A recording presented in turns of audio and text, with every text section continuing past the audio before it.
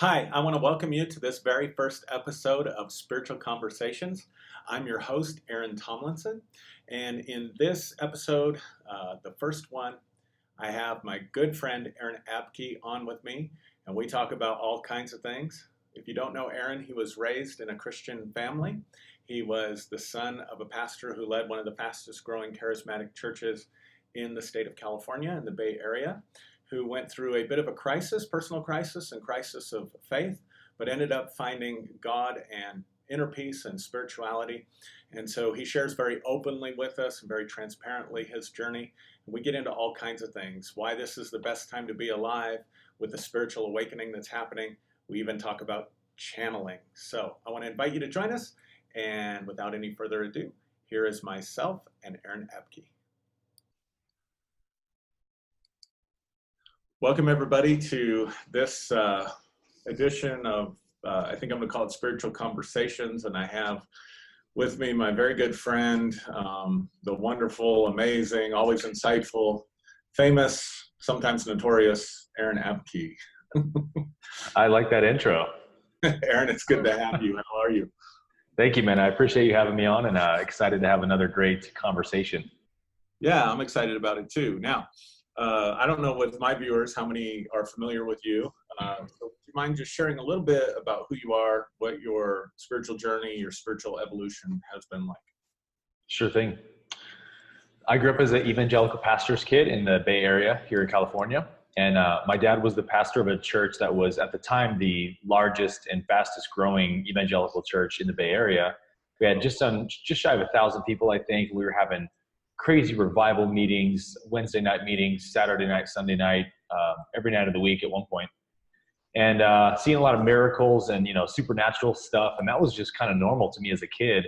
So I grew up around a lot of metaphysical stuff and spiritual stuff. So that was normal to me. And as I got older, I was never really exposed to fundamentalism in my church. I never heard my dad preach a sermon about hell, really the rapture, any of that kind of stuff. It was just about God's love and God's grace and faith and all that good stuff. And when I went to college, I went to ORU, Oral Roberts University in Tulsa. And that was my first real exposure to extreme Christian fundamentalism, which I was aware of, but I was never, faced with it every day like that. And so I didn't really have to ask the hard questions yet, because it was God's love. That's all I really care about. Jesus is my homie, Yeah. And then it was like, oh, but women are inferior to men, and people that don't believe in Jesus burn in hell.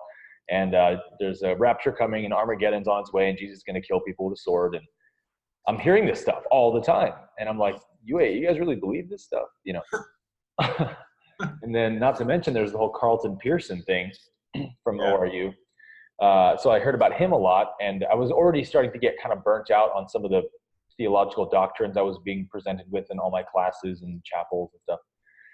And someone was like, oh, Carlton Pearson, he's a heretic, and he got kicked out and all this stuff. And I'm like, who's Carl? I want to hear about this guy, So they, someone showed me his YouTube video. So I secretly started watching his videos, and I'm like, oh my gosh, I totally agree with everything this guy's saying. I was like, I'm the next Carlton here. So fast forward, I graduate, get my first church job back here in San Jose. Same exact thing happens. It's a really fundamentalist church. I'm really burnt out. I only make it like 3 months in, and I'm like, get me out of here. I'm drowning in this, theological nonsense every day.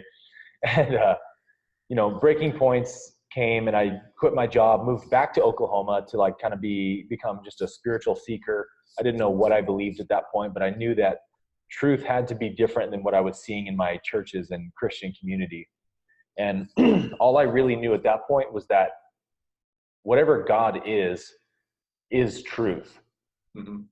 And so if I want to know God, then I'm just going to pursue whatever is true and just follow that. Because if it's true, I can rely that it must come from God, right? Right.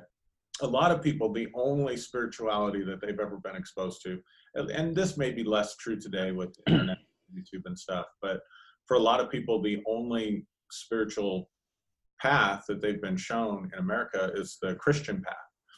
And we would always talk about the God-sized hole inside of us that needs to get filled, having abundant life, having peace, having joy. And if you'll just pray this prayer, maybe get filled with the Holy Spirit, whatever, then all that stuff will go away.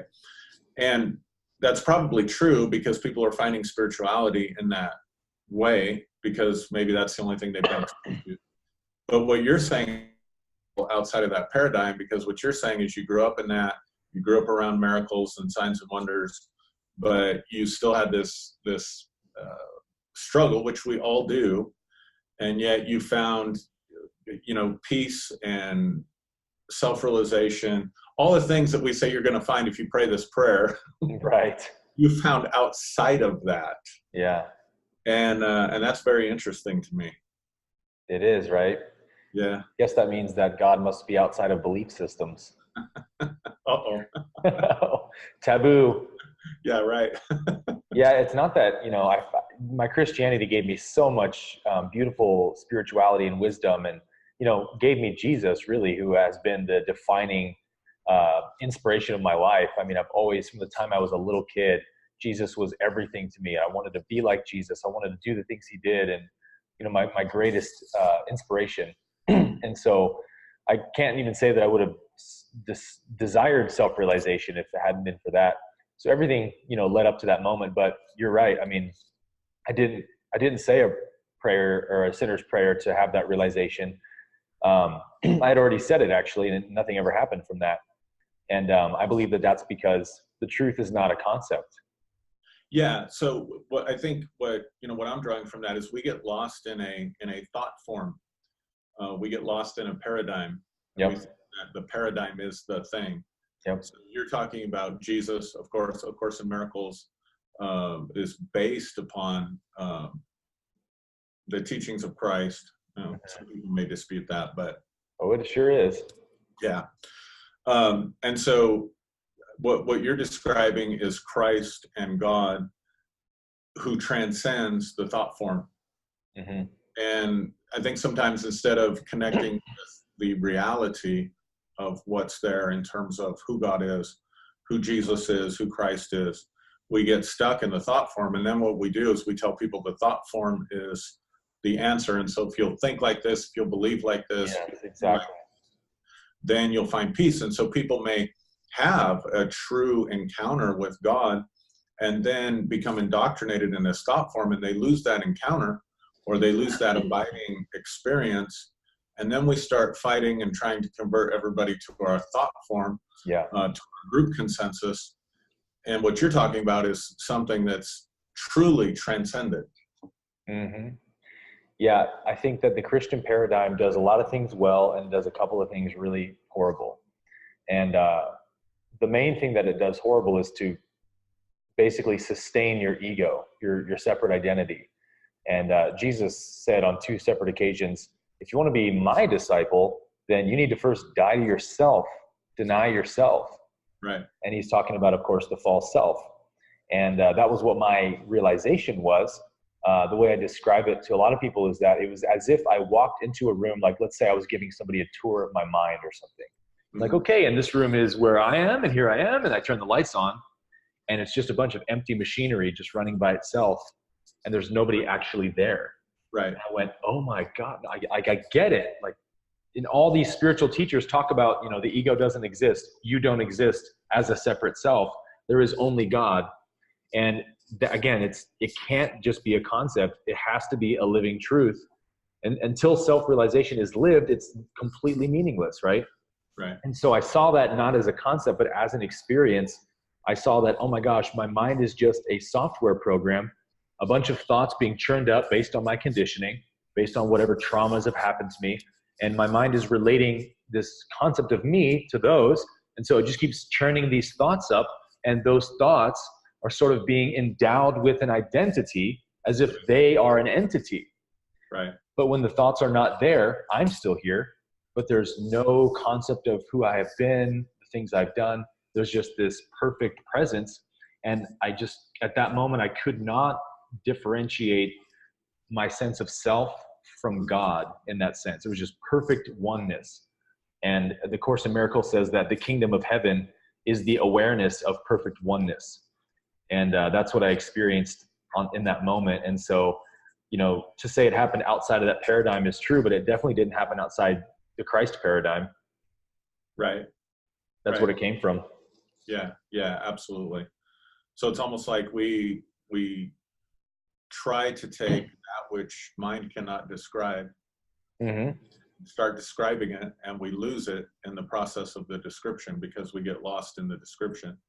So Yep. you heard the phrase from Alfred Korzybski, the map is not the territory. Great phrase. We begin to think, that the map is the territory. So to give people a metaphor for that, if I want to go see you in California, I've got to get on a plane. And almost the insanity of religion is to throw out a map of the United States and stand on California and start looking for it. That's such a great analogy. I can't contact you because I'm just dealing with the map. I'm not dealing with the actual territory. Yep. And they'll lose friendships over that, and they'll even start wars over that. Oh, you better believe it. And I think so kind of my concept, thoughts are energy. I think we both agree on that. Emotions are energy, and they can take on a life of their own. They can take on a life of their own in the sense of a individual. So again, part of my background, and most of my training actually is in clinical mental health. And so if that is correct, and I believe that it is, when we're talking about groups, we're talking about a group thought form. We're talking about something that literally in the realm of consciousness, I guess, can take on a life of its own that then is being fed by all of this emotion and all of this thinking that the group is doing, that then it just becomes this thing. Yeah. But it survives on thought.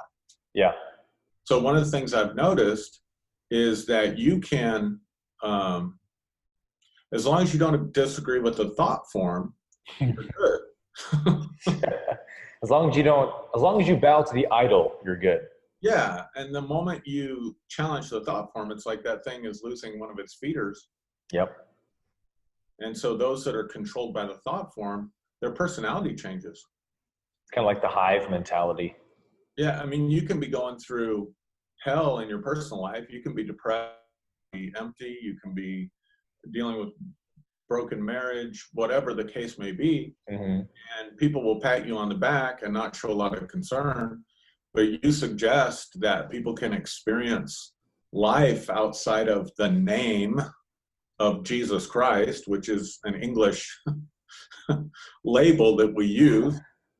Yep. And all of a sudden, man, they're concerned about your soul. They're praying for you. They're, oh, brother, we're worried about you, all that stuff.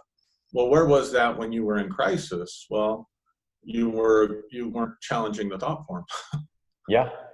And the ironic thing is now I actually have the peace of God. I actually have the joy of God.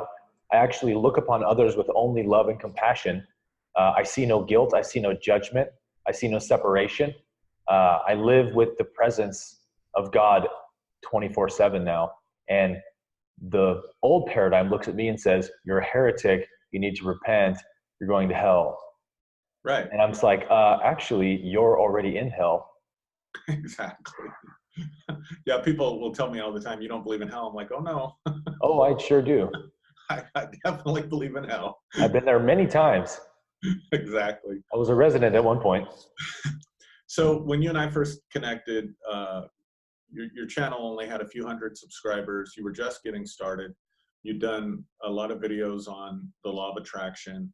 And you were, at the time that we met, I think you were focusing a lot on moving backwards or rescuing, sort of fundamentalism, or moving away from fundamentalism, which is the thought form, mysticism, which is the reality. So moving away from the map to the actual territory. And you did some really excellent stuff there. I think it was very thought-provoking. And then you got into touching upon Christian taboos.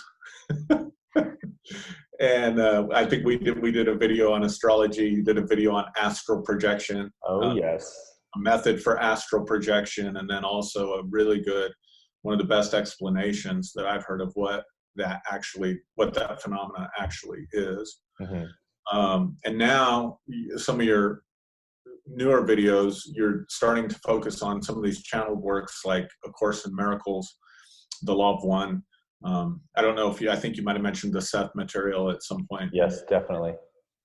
And so from the perspective of the thought form, and by that I mean Western American Christianity, of which you and I were both part of, from that perspective, at least some people in that perspective, a channeled work is something that's coming from demons. Right.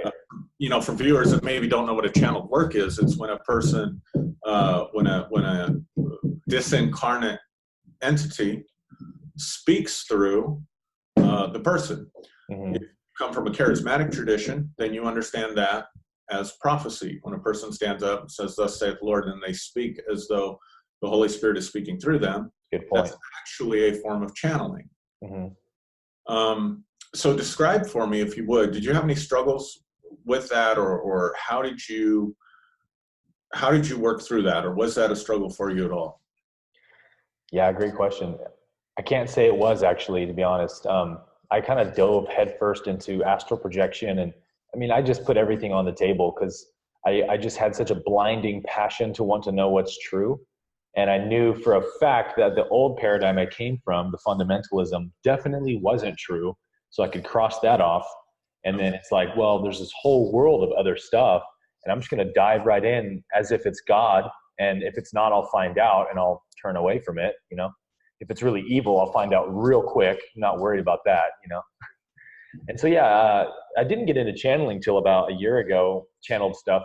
But I never really struggled with it. I think my only thing was like, I just want to make sure this isn't BS. Right. And it only, takes 5 seconds of reading The Law of One or A Course in Miracles or Earth Seth material, any of these really famous channeled works, to realize that it's not BS. I mean, you read it and it's so different than anything you've read before. It's stunning. It's gobsmacking. You're like, there's no way a person could write this. I mean, it's such a different form of communication. It's so incredibly direct, and it makes no apologies. It's like, this is the way it is. And the biggest thing about it for me is that, and this is what everyone says who reads the Course or Law of One, is that inside of you, there's just this thing vibrating, like, this is what's true, Yeah. The law of harmony.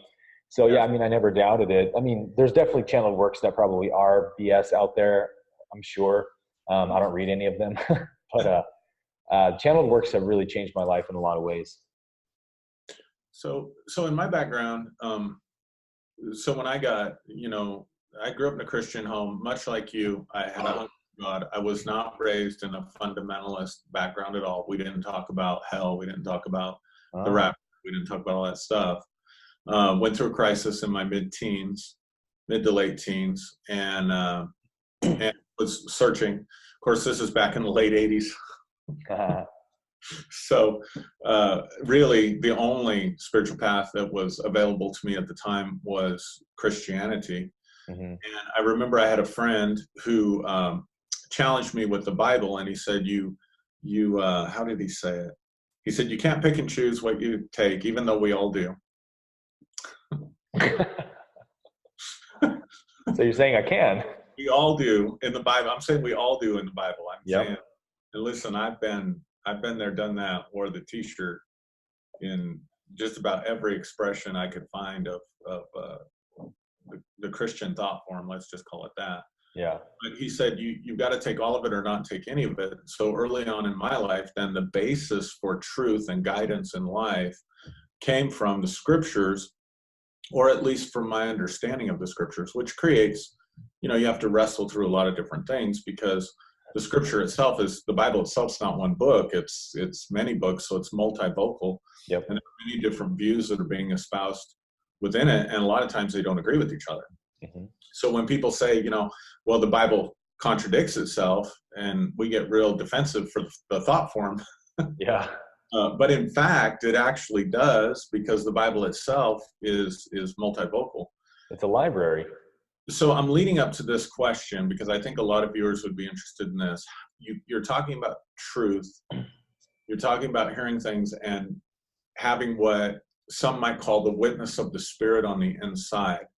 So for you, how do you discern what is true from what is false? Another excellent question. You're coming up with some humdingers tonight, man. Yeah. Well, we can edit it. That's good. That's a difficult one to answer because unless you really made that shift yourself, it's kind of hard to explain to someone how you know. But the basic idea for me, I would say, to boil it down, is that what is true gives me tremendous peace, and what is untrue gives me tremendous unrest. If something is not true, there's something inside of me that almost like an alarm goes off. It's like something's not right about this, and you just kind of know it instantly. And the same is said of when something is true. We all know what's true. It's like, even in church, I think I always find it funny how you'll be listening to a pastor preaching some message you've never heard before, make some amazing point you've never heard before, and everyone goes, "Oh, amen, brother. Yes, yes, yes." Yeah. It's because a part of you already knew it was true. Like that's why it resonated and you got excited, because the spirit of truth in you is going, that's it. Right. It's the law of harmony. It's similar frequencies vibrate together. So that's kind of, for me, it's just about, does it give me peace or not? Yeah. So in one sense, and I'll qualify this, but in one sense, you're self-referencing. Mm-hmm. What's giving you peace, what's resonating with you, what's in harmony with your being, which allows you then the individual freedom to find your own path and your own truth in a sense. Yep. And that actually is the definition of integrity. Mm-hmm. One of the things that I had to work through in my life, and one of the problems that the thought form presents, is you have to conform yourself to the thought form. Yeah. So one of the things I noticed early on, when I went to college, I was your typical college student. I had your typical teenage college student ambitions, which had nothing to do with academia. Right. And so I had a lifestyle. I listened to secular music. I cussed a lot. I was interested in having sex. Went out, partied a lot.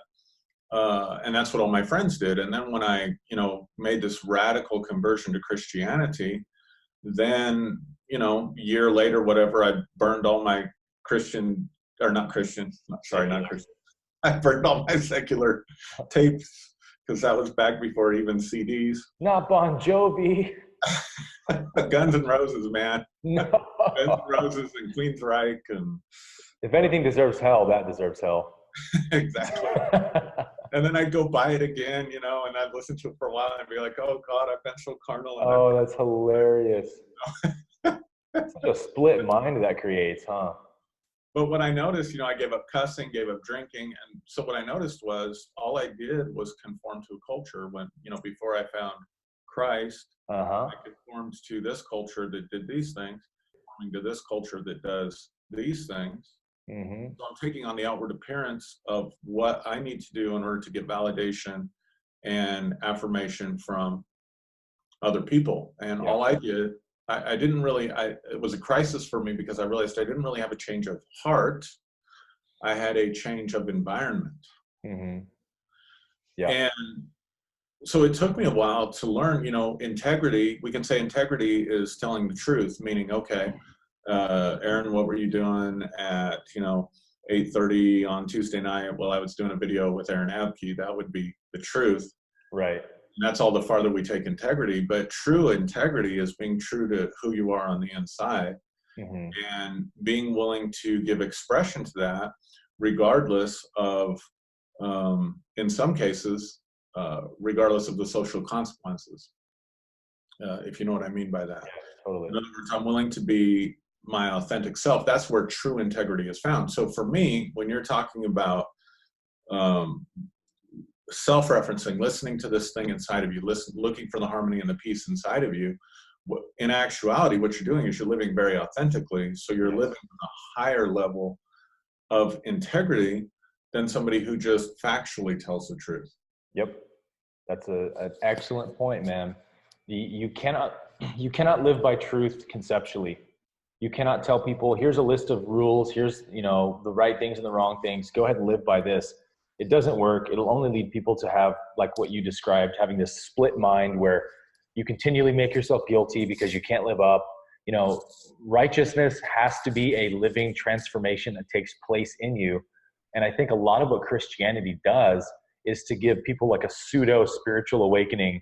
They pray the prayer at the Christian service, and then, okay, now you're going to stop cussing, drinking, having sex, doing these things, doing those things. And you're supposed to just do it because you've now been changed. But really, you haven't really been changed, most people. You still want to do all those things. And that's because truth isn't a concept. Truth is reality, right? And so until you see what's true, you won't obey it because it's not meaningful to you. And when I went through my transformation, my girlfriend and I, she was very verbally abusive at that time because she was having her episodes and triggers and stuff. And she would just lay into me, and I would lay into her, and I would yell at her, and we go back and forth. I'm sorry for laughing, brother, but I understand. You get it, huh? Well, just because borderline personality types are very tormented people and very difficult to live with. Extremely, as I found out. Yes. It's really like schizophrenia to me. It was anyway. Yeah. A trigger would happen and she was a completely different person. Yeah, I mean, right. She was lovely, sunny, kind, warm, and then there was no traveling the distance. It was just like, I'm this person, poof, I'm the devil. Right. And I want to kill you. So all of a sudden I went through when I had that transformation happen, I remember sitting on the couch and just being so blissed out, so at peace, because I'm not buying these illusions anymore. It means nothing to me. I'm like, oh, poor thing. She's just trapped in this delusional mindset. I wish I could help her, but I can't. So I'll just be at peace and sit here. And so she was just yelling at me, and I was just sitting there in total peace without even an ounce of being disturbed inside of myself. And, if I had been coming from a religious paradigm, they would have said, now you're supposed to not argue and don't get angry and don't let your tongue be vile, brother. And I would have, I got to suppress all this anger. And it's not real. It's not authentic. Right. So the truth is like that. Yeah, that's awesome. I'm so happy that you learned that lesson so much earlier in your life than I did, really. Well, you learned it pretty early compared to a lot of people too. Yeah, well, thank you. So let's kind of shift the conversation. So let's just talk about the spiritual climate, just in general, that we're sort of both experiencing. Because again, when you were doing the more of the deconstruction of fundamentalism, I guess, and introducing authentic Christian spirituality, that's what I would call it. Yeah. And then you did astral projection. Of course, you'd done some things on the law of attraction also. And then you started, doing, from a Christian perspective, more radical stuff, like talking about the law of one and, of course, miracles and some different things. And at some point, your channel just exploded. Mm-hmm. So that you went from, hundreds of viewers to thousands of viewers. That speaks to me about the tremendous spiritual awakening and spiritual hunger that is occurring right now. So without putting too much to the question, what is your perception of the spiritual climate that you're experiencing? Yeah, you're right on it, man. It's pretty wild to witness. I mean, I think we live in such an incredible time, to be alive, to witness this kind of a shift. I mean, the cultural shift we've seen, even just since 2012, if you think about it, right. The amount of social justice reform, political reform, Black Lives Matter, women's rights, gay marriage, legalizing cannabis, even now legalizing psychedelics. We could go on and on and on. Climate change, awareness. The world is waking up to something. And what the world is waking up to is that we want what is true and we're tired of what is untrue, And I think religion has given what is untrue for so long that, the pendulum was swung to that side for so long, and now we're seeing it do this. And it's at the peak, I think, of the bottom of that pendulum swing where there's just a ton of momentum. And the reverberations we're seeing from that is that churches are kind of shutting down around the country, left and right, fundamentalist churches. Right. And, pastors don't know what to do. People are not coming to church anymore. And, people that are typically older. There's barely any young people going to fundamentalist churches anymore. Right. And I went through that experience myself when I was trying to get my first job out of college. The two churches that interviewed me, the first one actually hired me in San Jose to be their worship pastor because they didn't have a single member like younger than 50, and they were like, oh, we got to get the new generation in this church. We got to start doing hip music and up-to-date stuff and then getting young people in. Otherwise, our church is going to be gone in 20 years. Right. So I go through this whole interview process and I get hired. I sign the contract, here's my salary, here's my benefits.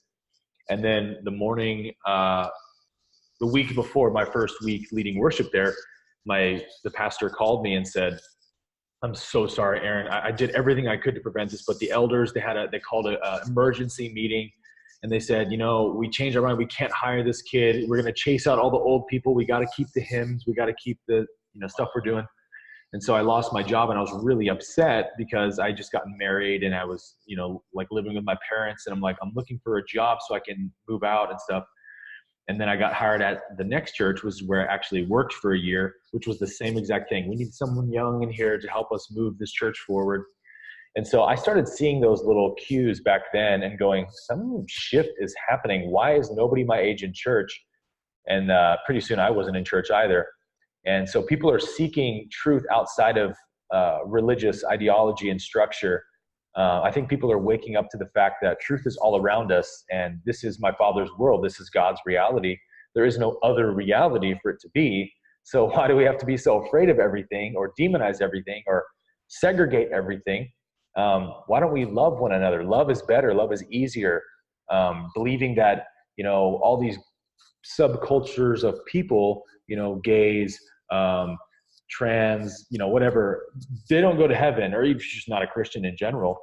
They don't go to heaven. They're not in the club. They're out of the club. I mean, it hurts you to hold those beliefs, Yeah. And people my age and younger, and just people of all ages, are not able to hold those dichotomies in themselves anymore.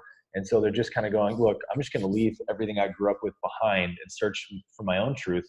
And I think those are the people that are really flocking to my channel, because I get, tons of comments from people saying things like that, and people that will resonate with my story of leaving the church. I have a video called Why I Left Christianity for Jesus, where I tell my story. And I mean, if you read the comments, it's just all people saying, I had this similar experience, same thing happened to me. So it really is an epidemic, and it's really exciting because, the move of God that we prophesied for so many years growing up in church is totally happening. Yeah. It's just not happening within the framework that we predicted. Yeah. So being just a little bit older than you, in the 90s, early 2000s, God's doing a new thing. I'm doing a thing that you've never seen before. Well, we think that God's new thing is just a renewal of the old thing. So when the actual new thing shows up, we miss it because we're looking for the renewal, not the new thing. Yeah. And I think, let me just speak to something, because I just felt people go nuts. You said, there's lots of cultural shift, really positive things happening. You mentioned political reform. You mentioned, various different things. There are other people that would look at what's happening in the political arenas and say, oh my God, it's worse than ever, so not only would what you say not have inner harmony with them, it would completely come into contradiction with what they think. Yeah. I want to throw out to you what I think is happening, and then you can speak to that. If you see it totally differently, cool. Because it's just a thought that I've been forming. But I think that what is happening is that there are people who are waking up to,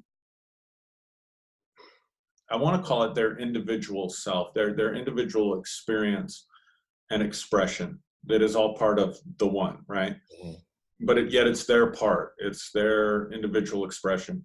And in order to do that, then you can no longer conform like I did to the thought form or the culture just for the sake of conforming to the culture.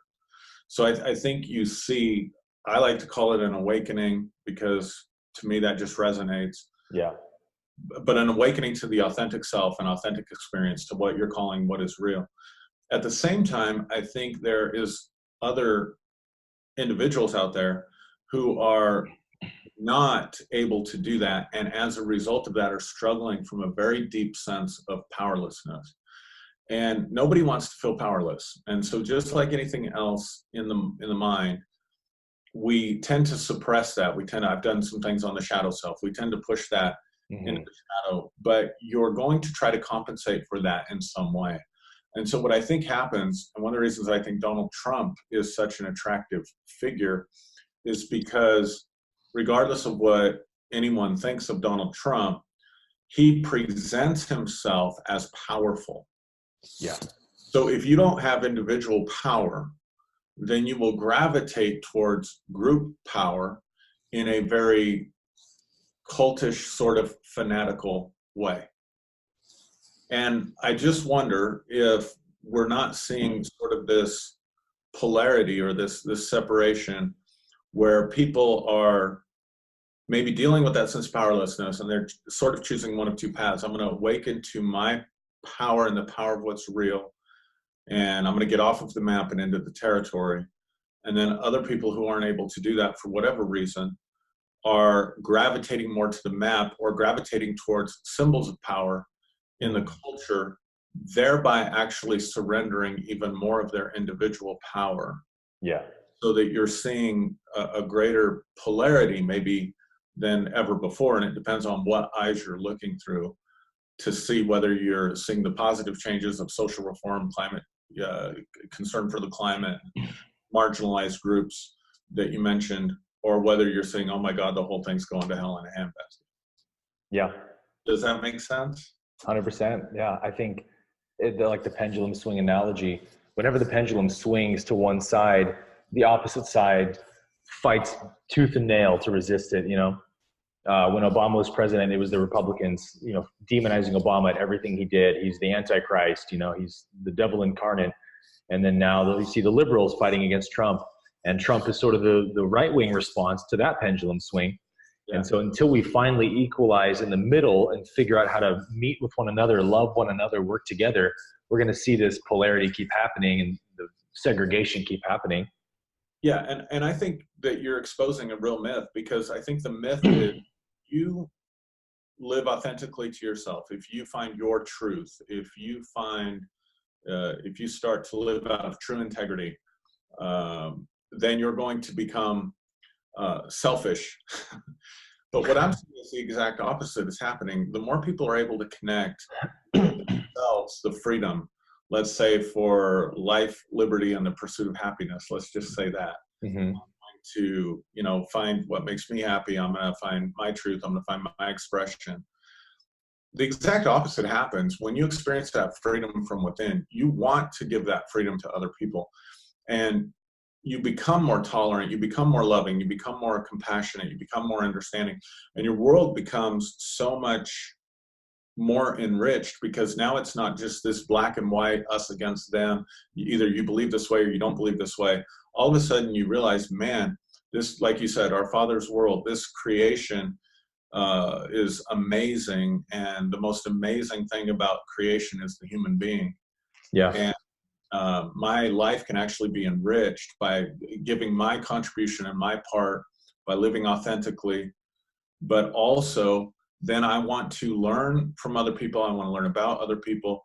I don't have that defensiveness. I don't have that need to make them like me. I don't have that need to make them part of the group. So in actuality, what happens is you discover that, I don't know the right word for it, but you discover that reality, that authentic self. Yeah. What happens is all of a sudden other people have the ability to do that as well. And so what from one side seemingly would lead to selfishness actually leads to a greater expression of compassion. Yes. Yeah. If you cannot find your own authentic truth, then you will never find truth, because if you're not finding it in yourself, if you can't look within to the voice of truth in you and be led by that, then there's no way you can know truth, because truth isn't a concept, right? And you're just left with concepts. And so what happens if you take someone else's truth, or you take a conceptual truth, like an ideology of some sort, whether that's political or religious or whatever, you take that ideology, that conceptual truth, and then your ego is going to distort it for its own purposes. Because you don't have the living experience of that truth, you just have the idea about it. So now your mind can twist it to whatever ways it wants, right? And so that's a recipe for living with inner chaos.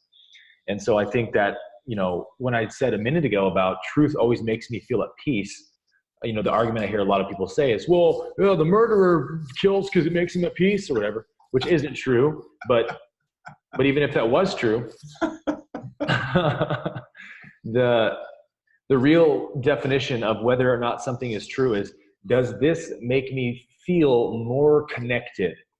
Yes. Or more separate, right? If it's something that separates me from you, then it can't be coming from truth. Because the theme of the universe is oneness. God is one, all is one. And so if I'm not seeing you as just an extension of me, then I'm not seeing what's real. I'm still trapped in a world of illusions. And so, the ego thrives off that illusion of separation. The ego really is the belief in separation. Without the belief in separation, ego cannot exist. So it thrives off of producing fear in your mind by saying, oh, you're separate from me and you and all these people, and I need to protect myself, look out for number one.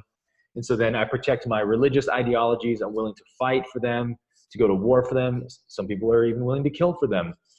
Yeah. And so this is the insanity we see in a lot of our world today, especially in the Islamic world and in terrorism. And we see it in all kinds of other fundamentalism, even the Westboro Baptist Church. And we see it in our own politics.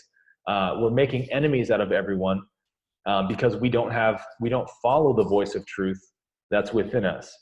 And so if I can teach people anything, I want it to be that, to show people you already have everything you could possibly want inside of you. It might sound corny, but it is the most true thing I have ever experienced. I have looked for fulfillment outside of myself in every avenue you could think of. Drugs, sex, and rock and roll. And I have not found it. I've only found greater levels of emptiness, the bad kind of emptiness. Right. But when I finally stopped, I called off that search and went, I'm just going to look. Maybe inside of me is what I'm looking for. Maybe only what I have not given myself is what is lacking in me. And when you make that inward movement to look within yourself for truth, you find it, because that's the only place that it exists. That's awesome. I think you might have answered my last question already, but if so, we can just end it, or you can elaborate on it some more. But what would you say to people that are watching this who are in the midst of their own crisis? Because I know for me, it was a real crisis. I'd given so much to the thought form that when I started to experience more of what you're talking about, I went through a real struggle of having to let go of the one, real season of confusion, disorientation, dissatisfaction, all these things that were kind of weaning me off of that stuff so that I could find exactly what you said, that stuff is within me. So for people out there that are struggling, or they're like, God, where do I begin with this? Or I hear what you're talking about, I want what you have. What would you say to people out there that might be in that situation? Yeah. The first thing I would say is that if you want to escape from your suffering, then you have to accept it for what it is. And that means that you have to accept that it is an illusion. It is not actually real. And that's not to diminish the experience of it, but it is to say that you must acknowledge that it is my mind that creates all of my suffering. There is no suffering out there in the world coming on to me. It is coming from within me, and I am projecting it outwards, and then I'm becoming terrified at the images I'm seeing, or depressed at the images I'm seeing. And that is a point of view that you will never win from. It will just continue to sort of replicate itself. And freedom really comes from love. Only loving thoughts, ultimately only loving thoughts are true. And everything else is sort of a cry for help. And so if you have, depression, anxiety, suicide, whatever you're struggling with, recognize that that's a part of you that is begging to be saved, to be rescued. It is here to be loved. And until you love it, it will always be in that dungeon of your mind, crying out for attention. And all of the pain and the torment and the inner strife that you are experiencing every day, and believe me, I've felt it. I know how real it can be, it can seem. All of that is an aspect of you that you have basically shunned or denied and hated and exiled into a corner of your mind and not given it love. And so the first step to healing is love, because whatever I love, I heal. Love is the only thing that can heal. Mm-hmm. But if I'm judging myself for something, then I can't heal it because I can't love what I'm judging. So I kind of do this in my meditation classes on Sundays that I teach, but it's ask yourself the question, what is here to be loved right now? Mm. And slowly, as you sit with that contemplation, some answers will begin to reveal themselves to you. That is absolutely awesome. Aaron, thank you. I know you're busy. I appreciate your time tonight. I know the viewers appreciate it as well. We'll have to do this again. For sure, man. No, I always got time for you, buddy. Yeah, thanks, man. I'll put your YouTube channel. I think most of my subscribers probably already subscribed to you anyway, but I'll put your YouTube channel in the comments when I put this up on YouTube. And Excellent.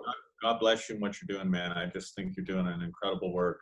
And always you have things that are very substantive and, as I said in the introduction, insightful. So thank you so much for your time and your wisdom. Well, thank you, man. And likewise to you for everything you said. All right. Appreciate you, man. All right. Catch you later, man. Love you, bro. Love you too, man. Bye. That was such a great conversation with Aaron Abke. I want to thank you for joining me for this very first in a series that I'm doing called Spiritual Conversations. I'll be doing some more with some other people who have incredible things to share with you.